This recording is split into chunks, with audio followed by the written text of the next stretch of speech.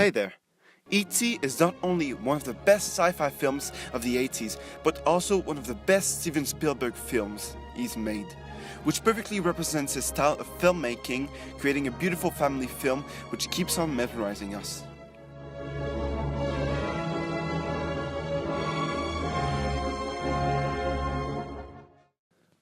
But one thing that keeps on bugging me is how the character of E.T. is portrayed throughout the first act of the film.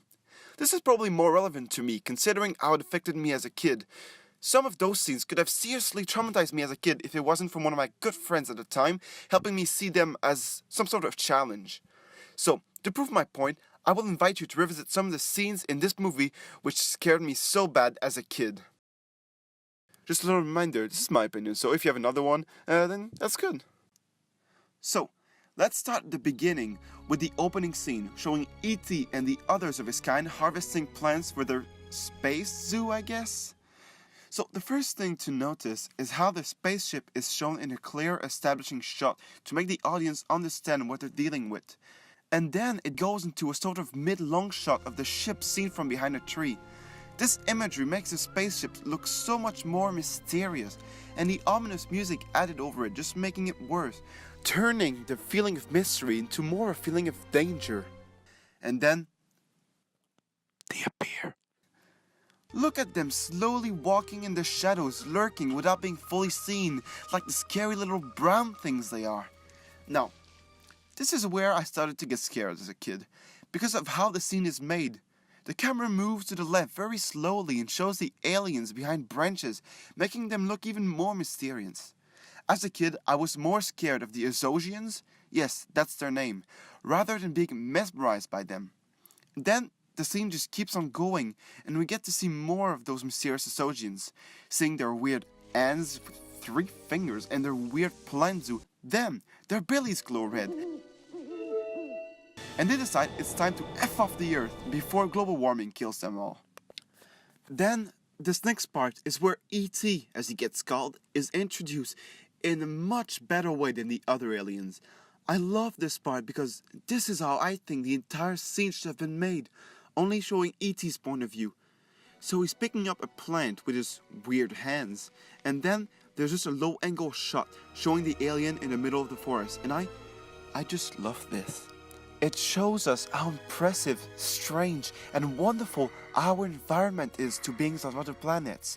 As if E.T. was thrown away by the height of the trees. This feeling of wonder keeps on going, and then E.T. discovers the city in a shot that is so well known these days, and again, perfectly showing the wonder of the alien. Then, the bad guys of the film arrive. And that's when E.T. gets weird again, with the chase scene. I mean, look at him going, he's just too fast for his legs, and his screams. His screams don't help. They kind of fix this run in the Blu-ray version, where he uses his arms, and I can't decide which one I prefer. I don't quite know.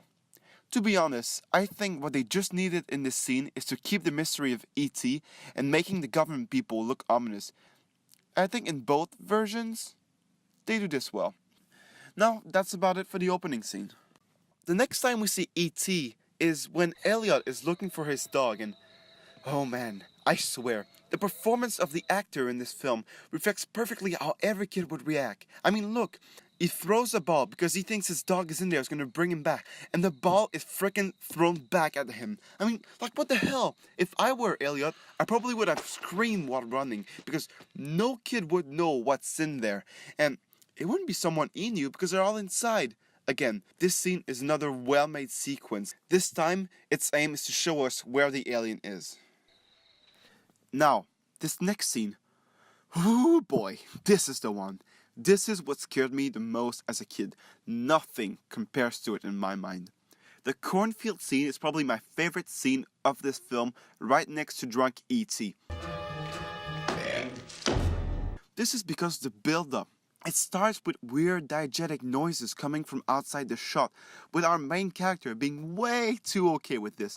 I mean, as a kid, I would have straight up gone to my parents' room and told them someone is messing around in our backyard. But A protagonist has two protagonists. So Elliot goes outside, reminding himself that what he's doing is stupid, but still doing it. Elliot, you're crazy. Like, man, you don't have to prove anything to anyone, apart to your mom, and your sister, and your brother's friends who all don't believe you.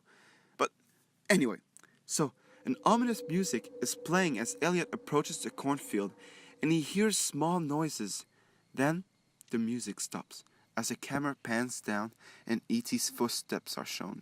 The only thing you can hear is the slow breathing of both characters, the crickets, and the slowly moving corn leaves as the camera showing E.T.'s point of view slowly gets closer and closer until...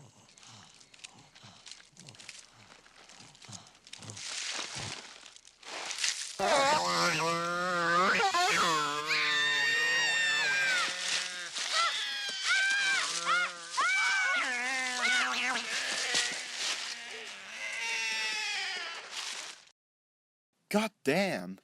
I mean, first off, imagine being Elliot at this precise moment when you find this. Then it menacingly starts screaming and elevates his head before running around you for a few seconds before running away. This is nightmare fuel for a kid, and I swear that an adult who's never seen the movie would jump to that scene. Also, I love the way E.T. is made to be unsettling at first to reinforce the idea that he's an alien, like the lifting head. But again, Henry Thomas's performance is just brilliant. This is just how I would have reacted if I were him. And the fact that he doesn't move and just tries to see what the danger is, this is exactly what any kid would do. To be honest, even after watching the movie as a kid, the scene still scared me no matter how much time I watched it again. Although it doesn't anymore, I still recognize the prowess of the scene. The last scene I'm going to talk about is the one I call The Meeting, which is the second scene that scared me the most when I watched it as a kid.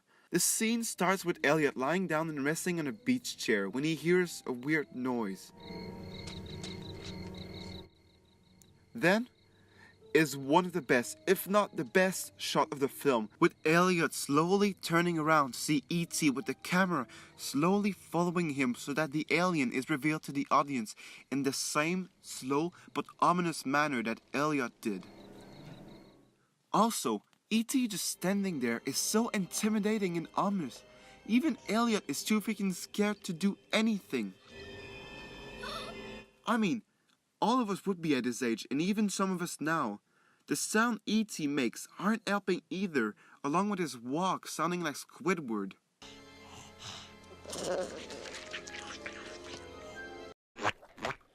The dark setting and the mist is also a great addition, a sort of a callback to the first time Elliot became aware of E.T.